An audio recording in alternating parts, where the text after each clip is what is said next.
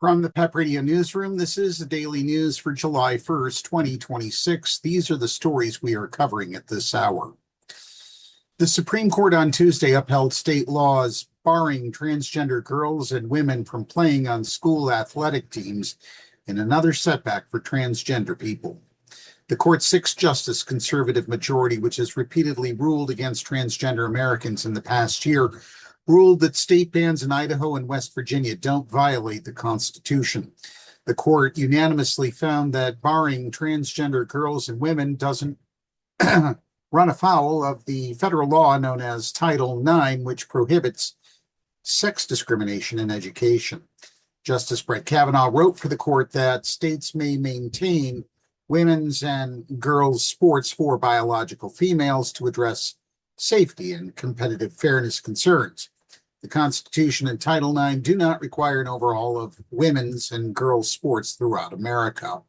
More than 24 other Republican-led states have adopted bans on female transgender athletes, and the decision seems certain to extend to them as well. In other news, a pair of federal judges struck down a Trump administration overhaul to a public service forgiveness program for student loans, ruling Tuesday in separate cases in favor of advocates who said the program risked becoming a tool for political retribution.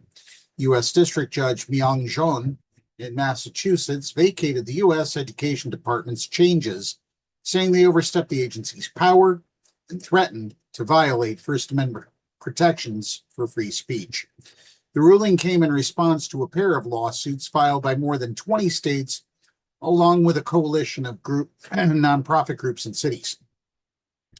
Meanwhile, in Washington, D.C., District Judge Amir Ali in Washington issued a similar ruling in a case brought by nonprofit organizations. The rulings came a day before the new rules were set to take effect. Undersecretary of Education Nicholas Kent said the department was evaluating next steps.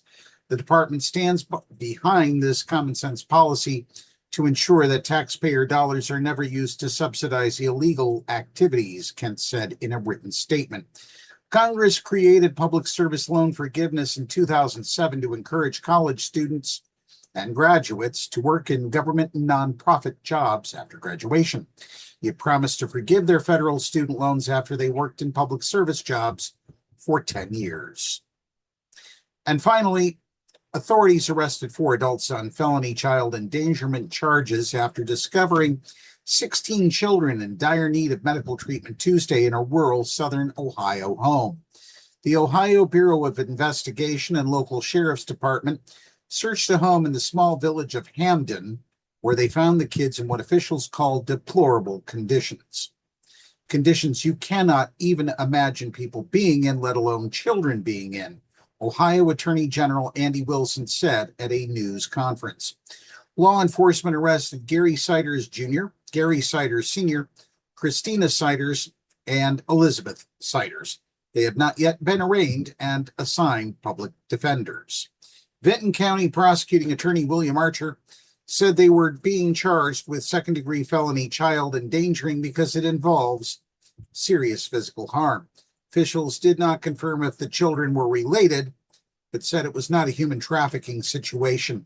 They said the adults were not locals and appeared to have been traveling.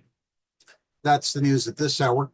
PEP Radio is available on the Live 365 app, the PEP Radio page at paequality.com, Roku, Alexa, and wherever you find streaming radio. Up next, we have the Meadville area weather forecast here on PEP Radio.